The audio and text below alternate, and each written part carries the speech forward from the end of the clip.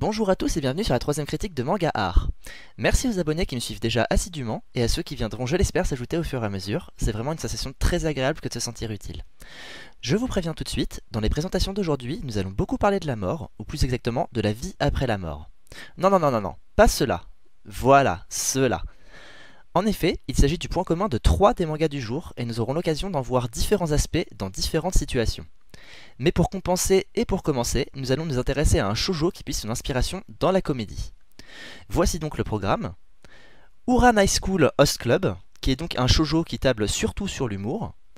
Zetsuen no Tempest, un shonen où la magie mêle action, sentiment et suspense avec brio.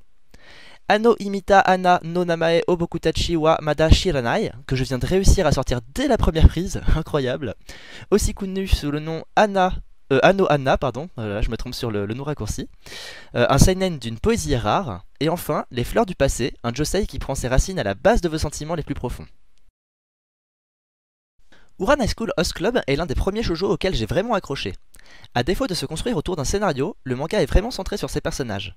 L'intrigue est tout de même présente et efficace, mais elle sert donc juste à présenter les protagonistes et à planter le décor.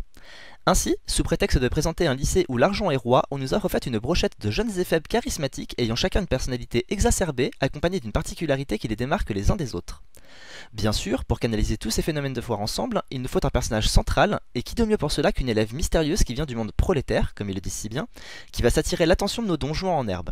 La recette est donc bien connue, et ce genre de manga est souvent plaisant à regarder ou à lire pendant quelques tomes ou épisodes, mais s'épuise en général très vite. Et bien c'est là que Ouran High School Host Club surclasse l'immense majorité des mangas de ce genre, car les différents rebondissements ou plutôt changements de focalisation feront que dès que l'on commence à entrer dans la routine, on en sortira en trouvant perpétuellement de nouveaux gags, de nouveaux personnages ou encore de nouvelles situations. Ainsi, après avoir exploité à fond le rôle de la fille un peu pauvre débarquant dans un monde de richesse, on s'intéressera à un prince autoproclamé qui n'a d'égal à son charme que son estime de lui-même, un personnage un peu inquiétant dont on ne sait jamais trop ce qu'il pense, même si cela a toujours un rapport avec les bénéfices qu'il pourrait tirer d'une quelconque situation, un adolescent au corps d'enfant de 6 ans atteint du syndrome de Peter Pan qui est toujours à l'affût du moindre gâteau, un jeune homme mystérieux, aventureux et sauvage qui ouvre la bouche à peu près aussi souvent que vous arrivez à choper une nouille avec des baguettes du premier coup, ou encore des jumeaux espiègles qui servent de temps à autre pour du fanservice, mais aussi très souvent pour remettre un petit peu de gaieté dans le manga quand celui-ci commence un peu à s'enliser. On sera donc rarement surpris par les variations du scénario, mais ce n'est pas le but du manga qui mise tout sur l'humour et s'en sort très bien, car l'humour ultra présent va du kitsch au comique de haute volée, et il me paraît évident que quiconque, aussi difficile soient ses goûts, rira à quelques reprises à chaque tome ou épisode. Si vous n'avez jamais tenté ce genre de manga, c'est vraiment l'un des meilleurs pour commencer, tout simplement car c'est l'un des meilleurs du type. Une petite parenthèse pour parler d'un autre shoujo à succès qui fonctionne de la même manière, Kaichu wa Metsama, pour ceux qui s'y prendraient d'affection pour ce style de manga. Parmi les autres qualités que l'on peut trouver chez Ouran High School, il y a tout simplement la qualité du dessin, dans l'anime au moins, car les dessins du manga papier sont loin d'être beaux. Ou encore la fin qui, sans être géniale, reste plus agréable que dans beaucoup d'autres mangas où l'histoire s'arrête presque là où elle a commencé, au détail près qu'on nous fait comprendre sans nous le montrer que les personnages se sont confessés leur amour et peut-être même embrassés. So hot! Autre petite publicité à la volée, c'est par exemple le cas du manga Toradora qui est, au-delà de ce défaut, un très joli shoujo. Ouran High School Host Club existe en animé de 26 épisodes, ainsi qu'en papier avec 18 tomes publiés en France chez l'édition Panini Manga. Il est l'œuvre de Bisco Hattori et est vraiment une bonne alternative en cas de soirée un peu morose pour se remettre un peu de baume au cœur, avec une grosse préférence tout de même pour l'animé. Après ce manga pétillant et plein d'humour, je vous propose d'entrer dans le vif du sujet, avec la mort qui joue un rôle très important dans les prochains mangas, à commencer par Zetsuen no Tempest. Zetsuen no Tempest, aussi connu sous la dénomination The Civilization Blaster Alright Niggas Rastafari Gamer, est un manga qui devrait laisser peu de monde indifférent. En effet, nous y trouverons de l'amour et de la haine, de l'amitié et de l'adversité, ainsi que du réalisme et du fantastique. Pour continuer sur la lancée d'Ouran High School, Zetsuen no Tempest table lui aussi beaucoup sur la personnalité de ses personnages qui a une importance cruciale dans le déroulement du manga. Comme dans tous les autres, me direz-vous? Eh bien, ce n'est pas faux, mais la différence ici est que, contrairement à la très large majorité des mangas où l'on peut voir la réaction des personnages dans différentes situations sans que celle-ci n'ait d'impact sur l'action, dans Zetsuen no Tempest, c'est cette même réaction qui dirige la direction que prennent les événements. Toutefois, au-delà de cela, le scénario est bel et bien présent contrairement à celui d'Ouran et est même très fourni, sûrement même un peu trop. En effet, en plus de personnages charismatiques, c'est un monde chaotique et au bord du gouffre qui nous est dessiné, le tout sous les auspices de la magie et d'une histoire plus profonde qui réunit les deux personnages principaux. Si le scénario a un réel intérêt et peut même s'avérer très bien pensé par moments, et un peu compliqué, je ne tiens pas à m'attarder trop longtemps dessus car il souffre tout de même de certains illogismes. En effet, sans pour autant vouloir choquer à tout prix, les divers changements de situation font que l'on se sent parfois un peu perdu, ce qui ne doit pas être involontaire de la part des auteurs, car cela leur permet mieux de cacher les quelques incohérences scénaristiques dont peut souffrir l'œuvre, qui accorde pourtant, dans les mots comme dans les faits, beaucoup d'importance à la logique de notre monde. Pour en revenir aux personnages, qui sont donc là encore le point fort du manga, je porte sur eux une analyse assez personnelle et capillotractée qui doit par conséquent être un peu louche, mais je me lance. En m'attardant sur la personnalité des personnages qui m'ont tous tapé dans l'œil, je me suis demandé comment j'avais pu m'identifier à tant de personnages aussi différents qu'ils le sont les uns des autres. C'est de cette manière que j'en suis venu à penser qu'on pouvait au fait voir en chacun d'entre eux une facette de notre personnalité, ou plutôt de notre caractère. En effet, chaque protagoniste est marqué par un comportement particulier qu'il adopte presque tout le long du manga, dont on va d'abord voir les aspects positifs, puis les aspects négatifs.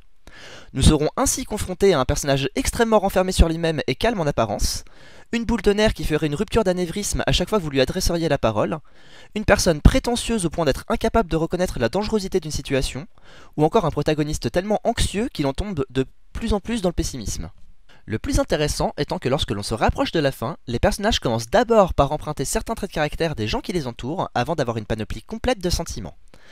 Encore une fois, la qualité scénaristique couplée à la qualité du travail effectué sur les personnages rend le tout très intéressant à suivre, parfois surprenant dans le bon sens du terme, et je trouve pour ma part très agréable le fait que plus on avance et plus les personnages apprennent à se connaître, plus on se rend compte qu'il n'y a pas vraiment de grands méchants.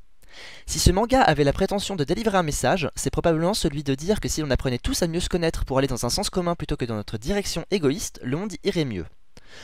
Deux derniers bons points du manga résident dans la qualité du dessin, qu'il s'agisse de la version papier ou de l'anime, qui possède aussi une très bonne OST, et enfin les différentes références aux pièces de théâtre qui sont très souvent citées dans le cours de l'histoire, particulièrement celles de Shakespeare. Zetsuan no Tempest Civilization Blaster est l'une des meilleures découvertes des années 2012-2013. On en compte 9 tomes, dont déjà 8 sortis en France, sachant que le manga est encore en cours, ainsi qu'une saison de 24 épisodes en anime. Je ne saurais en conseiller un plus que l'autre, mais je peux vous assurer que les deux valent le coup. Publié en France chez l'édition Kurokawa et trouvable facilement, il est l'œuvre de Kiyo Shirodaira pour le scénario et de Ren Saizaki pour le dessin. Pour rester sur une note très positive, et pour passer du théâtre à la poésie, je vous propose maintenant le manga Ano Anna. Ana imita Ana no Namae Obokutachi wa Mada Shiranai, ou Ano Anna pour les intimes, est l'un des plus beaux mangas qu'il m'ait été donné de voir sur le fond, même si on ne peut pas forcément en dire autant sur la forme. En effet, si les dessins m'ont personnellement beaucoup plu, j'ai cru comprendre qu'ils ne sont pas du goût de tout le monde. Ce seinen traite bel et bien de la vie après la mort, car c'est directement aux côtés d'un fantôme que l'on vivra cette magnifique aventure. Au-delà de s'intéresser aux sentiments du fantôme, ce qui peut toujours être sympathique et un peu présent dans le manga, on s'intéressera surtout à ceux des personnes qui sont encore bien vivantes et qui connaissaient la défunte, qui la voyaient tous d'une façon différente, bien qu'elle nous soit toujours montrée naturelle et se comportant de la même façon qui qu'elle est en face d'elle. Ça sonne très mal. Ainsi, on sera amené à voir les différentes approches de ces personnages pour essayer d'oublier ou au contraire de se souvenir de l'événement tragique qui a emporté leur ami. C'est ainsi toute une panoplie de sentiments purs comme un peu malsains que nous allons aborder. Ce manga nous parlera de sujets assez graves sous l'angle un peu déroutant de ce que l'on pourrait presque voir comme une comptine pour enfants, à l'image d'ailleurs du magnifique ending du manga. Nous traiterons ainsi de l'acceptation de la mort du point de vue d'un parent, mais aussi de celui d'un être amoureux, jaloux ou encore simplement ami et tout ce que cela entraîne. Le fantôme, que tout le monde n'est pas apte à voir, réunira ainsi l'ancienne bande d'amis dont certains membres nourrissent désormais plus d'amertume qu'autre chose pour leurs anciens compagnons de route. Si tous peinent à l'accepter, le reconnaître ou même à le penser, la mort de celle qui fut leur amie ou rivale a totalement changé le cours de leur vie et de leurs aspirations, et ce, a priori, pas dans le bon sens. C'est pour les remettre sur la voie qui était la leur que le fantôme va décider de passer son dernier été à ressouder ses amis pour qu'ils repartent du bon pied. Mais quand ces derniers se rejettent tous la faute au visage, la situation semble un peu corrompue. Et puis, pourquoi ce serait à elle, qui n'est plus là, de faire tant d'efforts pour soulager leur cœur et leur peine, alors qu'elle doit subir chaque jour l'affront d'être complètement ignorée par ceux qu'elle aime le plus? C'est ainsi que malgré les rivalités persistantes, l'amitié va commencer à renaître dans le cœur de nos héros qui vont tenter de récompenser la gentillesse de Memna, notre fantôme, en la laissant enfin partir la conscience soulagée.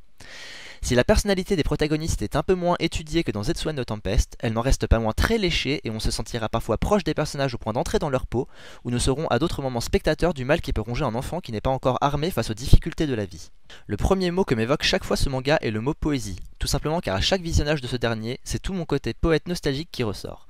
Les situations sont réalistes malgré le surnaturel de la chose, les dialogues sont tellement dans le vrai et empreints d'émotion que vous sentez votre poitrine se serrer à bien des reprises, et l'ambiance générale arrive à la fois à être pesante et à soulager votre âme. J'ai honnêtement l'impression que ma critique n'est pas à la hauteur du manga, même si je sais que ce dernier ne fait pas l'unanimité, mais si vraiment je peux vous donner envie, je peux par exemple vous dire que c'est un des seuls mangas à m'avoir fait verser des larmes, et ce, en l'espace seulement de 11 épisodes. La meilleure façon dont je peux décrire ce manga, c'est en vous disant que l'on retient son souffle pendant 10 épisodes en ayant parfois envie de rire, envie de parler, envie de partager ou bien sûr envie de pleurer avec toute la petite bande, avant de finalement tout relâcher et s'écrouler dans le dernier épisode qui est d'une beauté assez merveilleuse. Comme je viens de le dire, ce petit bijou tient en 11 épisodes, qui lui ont valu par la suite un manga papier qui en est actuellement à 3 tomes au Japon et qui n'est pas encore publié en France.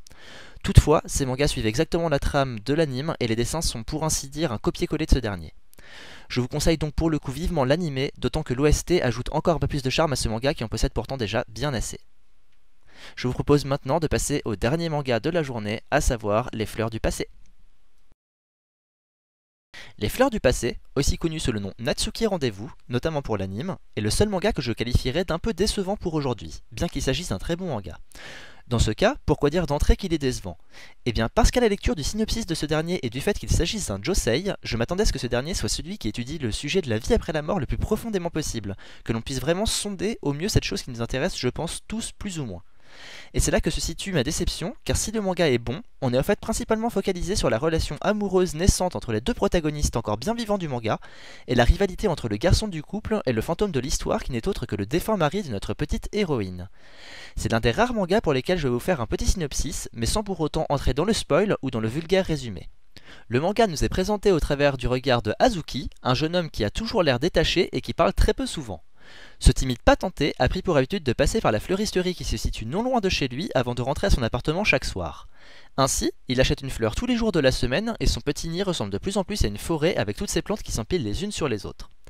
Contrairement à ce que l'on pourrait penser, les fleurs ne sont pas vraiment ce qui l'attire le plus, mais c'est bel et bien Roka, la fleuriste, qui retient toute son attention et pour laquelle ses sentiments amoureux ont commencé à germer. Souhaitant secrètement que leur relation s'épanouisse comme une fleur qui s'ouvre pour la première fois à la lumière du soleil, il décidera de faire un premier pas en s'engageant comme fleuriste à temps partiel lorsqu'on va lui en donner l'occasion. Même si les choses avancent lentement, c'est une relation de confiance qui s'instaure entre Roka et Hazuki. Cette dernière lui propose de monter chez elle afin de parler de l'avenir de la boutique, mais quelle n'est pas la surprise de Hazuki lorsqu'il tombe nez à nez avec un homme à moitié nu dans l'appartement. S'enfuyant alors devant une Roka qui ne semble pas se douter du mal dont elle se sent responsable, Hazuki va bientôt comprendre que celui qu'il a vu n'est autre que Shimao, le défunt époux de Roka qu'il est désormais le seul à voir. Ces derniers semblent être rivaux sur le plan amoureux, mais les pics qu'ils peuvent s'envoyer les aident aussi à avancer un peu dans leurs réflexions, dans leurs agissements et donc dans leur vie.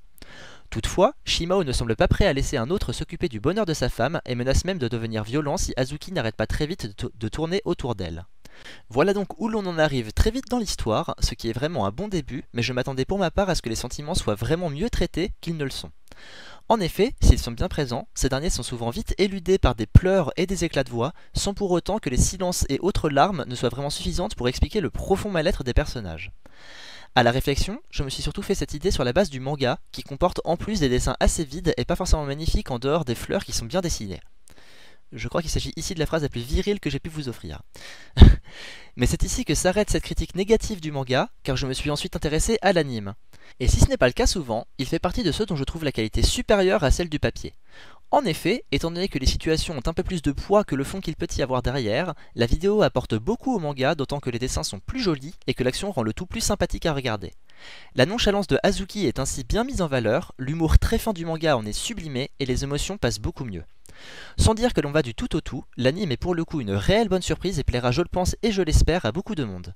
Là encore, c'est un manga poétique et profond en 11 animes que l'on nous offre. Il se termine en 4 tomes pour la version papier, avec déjà 2 tomes sortis en France. Les Fleurs du Passé, y compris en manga, restent un très bon achat, mais je vous recommande là aussi plutôt la version animée. Le scénario comme les dessins sont de Haruka Kawachi et le tout est publié en France aux éditions Komiku qui nous offrent de très belles couvertures ainsi que des pages de qualité. Je précise aussi en retard que c'est le manga du jour que je n'ai pas encore traité sur le site. La critique du jour touche à sa fin. Je vous remercie d'avoir tenu jusqu'au bout, j'espère vous avoir donné envie d'essayer ces différents mangas qui valent à mon sens tous les 4 le coup. Je vous invite comme d'habitude à vous abonner à ma chaîne ainsi qu'à rejoindre ma page Facebook et je vous dis à très bientôt en vous souhaitant un bon déambulement dans le vaste monde de YouTube. A bientôt!